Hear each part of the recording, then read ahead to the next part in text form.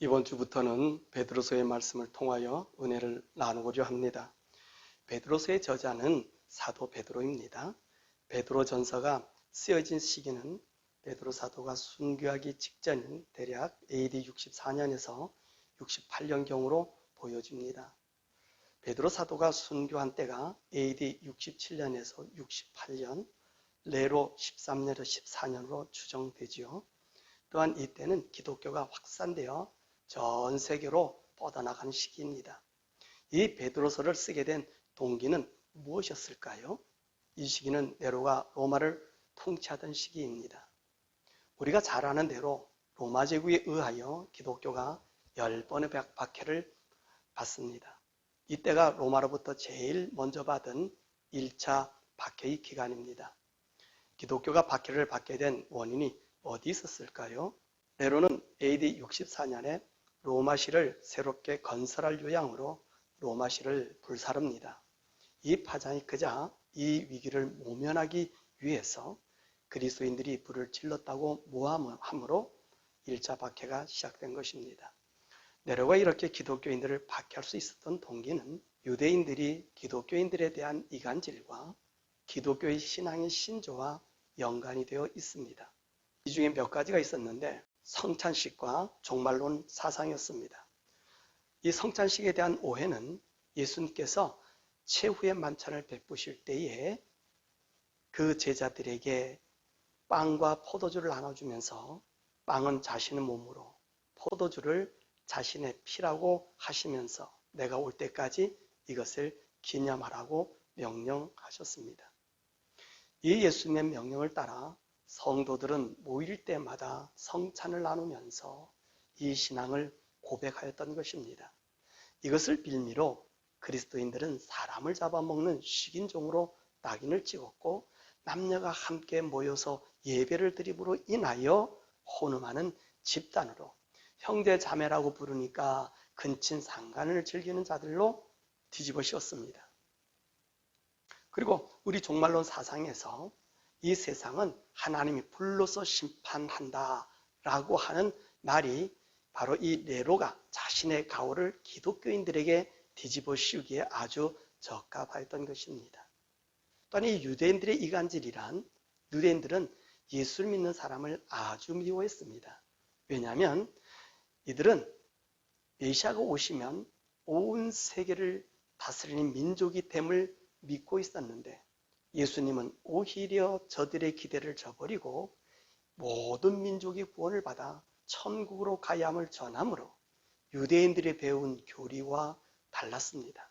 그리고 그리스도인들 사이에서 메시아를 죽인 사람들로 여겨졌기 때문입니다.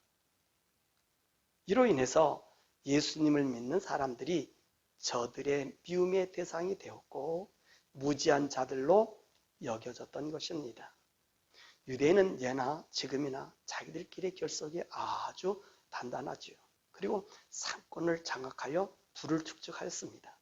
반면에 우리 기독교인들은 가난하고 순수했습니다. 또한 우리 기독교인들은 절대 다른 신들을 섬기지 않았고 오직 주는 예수 그리스도다. 예수만이 우리의 왕이다. 이렇게 고백하며 말씀을 따라 살았습니다. 이렇게 순수하고 가난하고 고집스러운 기독교인들을 그들의 희생양으로 삼기에 아주 적합하였던 것입니다. 이런 박해 속에서 베드로는 이 서신을 성도들에게 쓴 것입니다. 아마도 이때 베드로는 로마의 옥중에 잡혀 있었는지도 모르겠습니다. 그는 고문당하는 성도들, 두려움에 젖어 사색이 된 남녀노소의 성도들, 사자의 밥이 되고 어린아이들이 양의 가죽을 입혀 이리에 물어뜯겨 한간 노리개 취급을 당하며 화나며 외치는 군중들도 보았을 것입니다. 성도들을 십자가에 매달아 밤새도록 도시 곳곳에 세워져 태워지는 그 처참한 장면들도 지켜보면서 이 서신을 썼을 것입니다. 그러므로 베드로전서의 제목을 말하라고 한다면 고난 속에 산 소망이라고 말씀드리고 싶습니다. 이 서신의 요지가 무엇일까요? 우리는 나그네로서 이 땅이 우리 집이 아니라 예수 그리스도께서 오셔서 우리를 천국에 데려갈 것이니 박해에도 믿음을 굽히지 말라고 독려하기 위해서였습니다. 이 편지를 누구에게 써 보냈을까요? 1절에 그 대상이 나오고 있습니다. 물론 소아시아의 교회들이었습니다. 이들은 지금 로마의 성도들이 당하는 고난의 소식과 죽음의 소식을 들었을 것입니다. 얼마나 두려워하였겠습니까? 아니, 어떤 성도들은 믿음을 포기하고 떠나가는 성도도 있었을 것입니다. 이들에게 베드로는 죽음의 날을 기다리며 당당하게 하나님 나라의 소망을 보며 용기를 북돋워주고 있는 것입니다. 자, 베드로는 성도들에게 무엇을 당부하고 있습니까? 첫 번째로 우리가 어떻게 거듭난 자들이 되었는가를 확인시키십니다.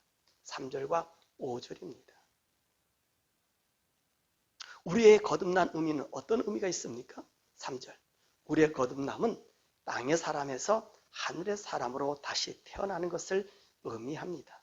예, 그렇습니다.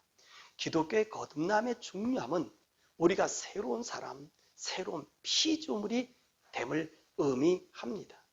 이 새로운 사람은 하나님의 영을 받은 하나님의 자녀, 하나님의 아들, 예수님과 같은 사람이 되는 것입니다. 이 생명을 주시기 위하여 예수 그리스도께서 죽으셨다가 부활하심으로 예수님을 믿는 자들에게 주신 특권이 된 것입니다. 그러면 너희는 예수님으로 거듭난 사람들이니 환난이나 죽음을 두려워하지 말라고 하십니다. 두 번째로 또한 이 거듭난 사람에게는 어떤 영광이 있습니까? 4절입니다. 썩지 않고 쇠하지 않고 더럽지 않은 하나님의 유업이 천국에 간직된 자들이라고 말씀하십니다. 우리의 거듭남은 다시 죽을 이 땅의 몸이 아닙니다. 영원한 천국에서 영원한 영광으로 천사들을 다스리며 사는 특권입니다. 그러니 환난을 두려워하지 말라고 합니다. 세 번째, 이런 거듭난 자들에게는 어떤 보호가 있습니까? 5절입니다. 하나님의 능력으로 보호받게 하십니다. 하나님의 능력, 이 능력이 어떤 능력입니까? 죽은 자를 살리는 능력입니다. 예수님과 같은 영광의 능력, 영원한 영생의 능력으로 다시 살아나게 하시는 능력입니다. 지금 이들의 눈앞에는 죽음이라는 처참함과 비통, 그리고 두려움에 사로잡혀 있습니다.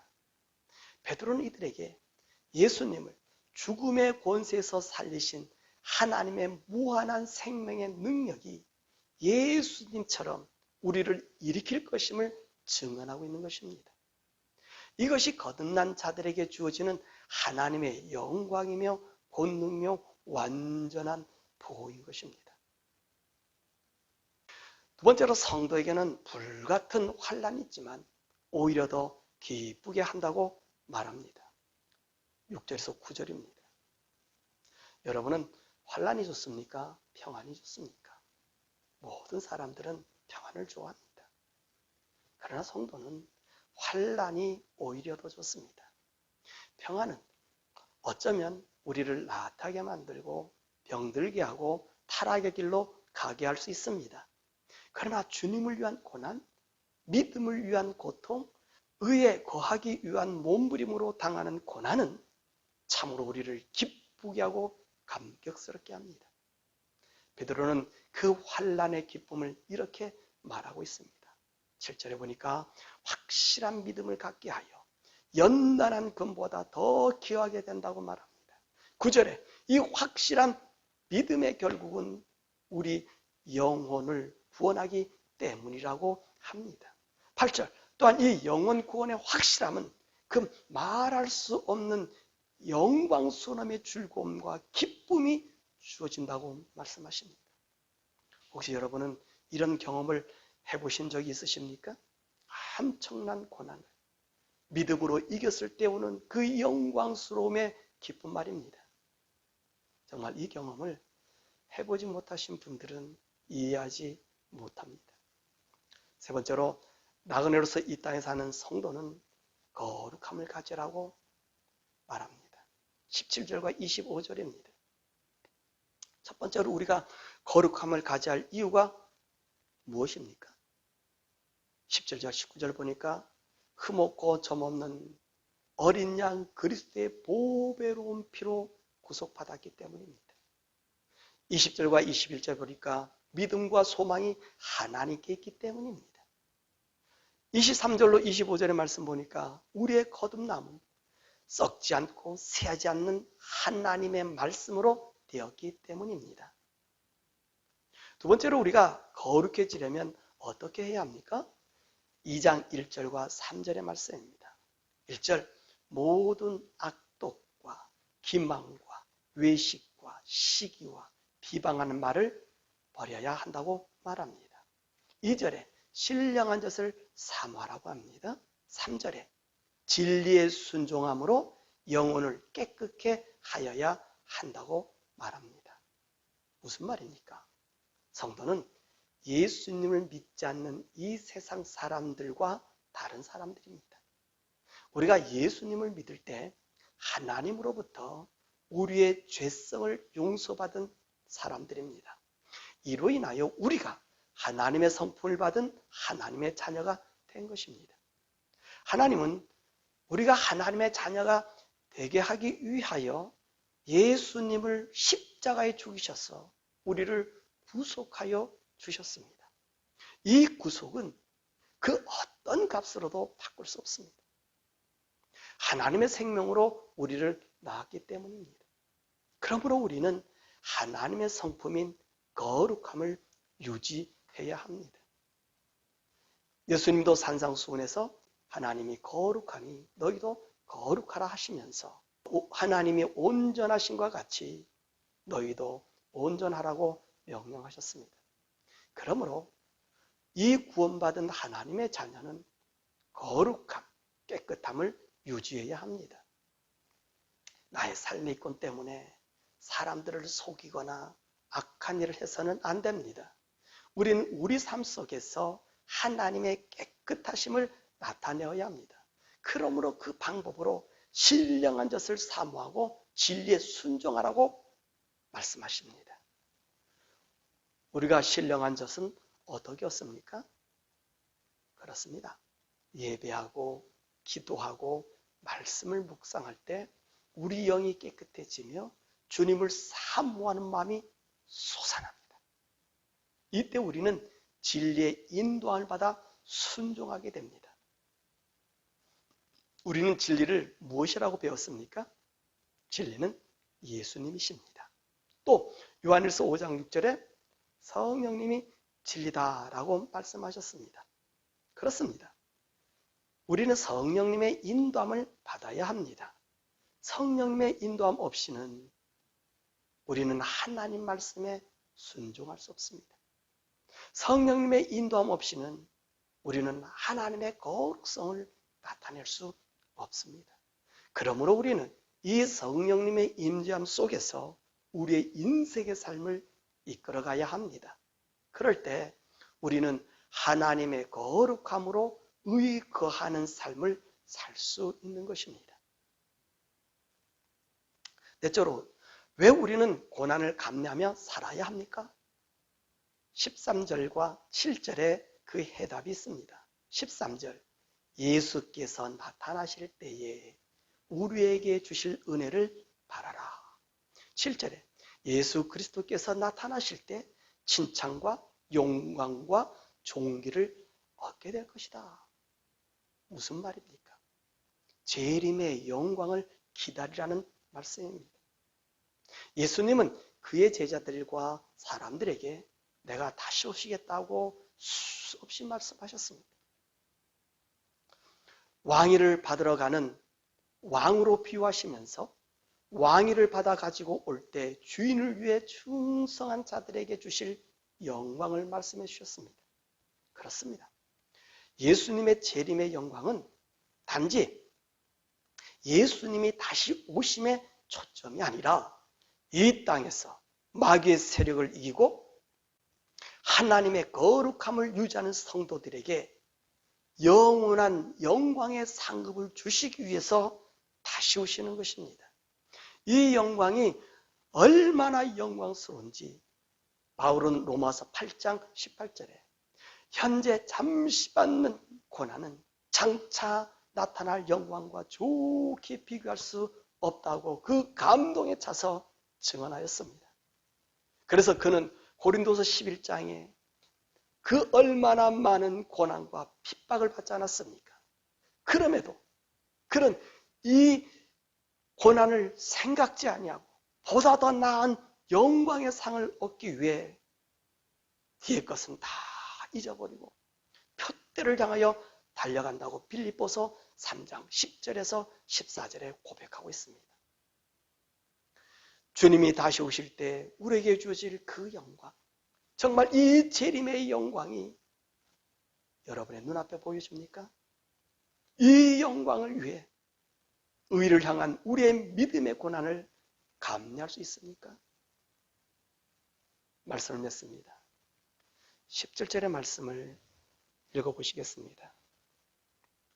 17절, 외모로 보시지 않고 각 사람의 행위대로 심판하시는 이를 너희가 아버지라 부른즉 너희가 나그네로 있을 때를 두려움으로 지내라. 성도는 이 세상에서 영원히 사는 곳이 아닙니다. 우리는 하나님이 거하시는 천국에서 살아야 할 하나님의 자녀들입니다. 성도는 이 세상에서 천국의 영광을 받기 위해 일하는 일터입니다. 이 일터에서 하나님의 구원과 거룩함을 유지해야 합니다. 왜냐하면 천국은 모두가 거룩하고 거룩하지 않으면 들어갈 수 없는 곳이기 때문입니다. 오늘 베드로는 그의 눈앞에서 십자가의 처형을 받고 있는 사람들도 보고 있었을 것이며 또 그 죽음의 십자가로 끌려가는 수많은 성도들과 그의 자녀들, 화형에 태워져 죽어가는 성도와 그 화형을 기다리는 성도들, 그리고 사자의 밥이 되고 또 그 밥이 되려고 기다리고 있는 성도들과 이리에게 물려 죽임을 당하고 있는 어린 아이들과 그 죽음을 위해 양가지구로 뒤집어 씌우고 있는 아이들의 모습을 보고 있었을 것입니다. 때로는 죽음의 두려움에 떠는 어린아이들과 그의 눈이 마주쳤을 것입니다. 그는 인간적으로 안타까움과 비통함이 금할 수 없었을 것입니다. 그러나 베드로는 지금 그들이 걷는 그 길이 영원한 영광으로 이끌려가는 길임을 알기에 인간적인 위로보다는 그 주님 앞에 영광스럽게 서기를 독려하고 있는 것입니다. 왜냐하면 우리를 위해 죽어주신 예수님의 십자가의 길을 걷는 것만큼 아름답고 순감이 어디 있습니까? 이들의 행렬은 예수님의 발자취를 따르는 길이므로 사단의 머리를 부서뜨리는 순간입니다. 사단은 죽음이라는 도구로 성도를 위협하여도 죽음을 정복하시고 승리하신 주 예수님의 길을 따라가는 성도들의 이 거룩한 행렬이야말로 죽음도 두려워하지 않고 정복하는 승리의 영광이기 때문입니다. 베드로는 이 모습을 보면서 환난의 공포를 두려워하고 있는 다른 지역 성도들에게 그리고 미래에 이들의 발자취를 밟는 우리들과 우리 후손들에게 그는 나그네 된 우리가 이 땅에서 하나님의 구원의 고귀함을 위해 불같은 시험도 이기며 거룩함을 유지하여 예수님 오실 때 칭찬과 영광과 존귀로 은혜 주실 그리스도 앞에 너희 온 영과 혼과 몸이 흠없이 보존되기를 권고하고 있는 것입니다. 지금 전 세계가 중공 우한 폐렴, 일명 코비드-19으로 우리를 위축시키고 있습니다. 이것은 앞으로 나타날 환난의 맛배기입니다.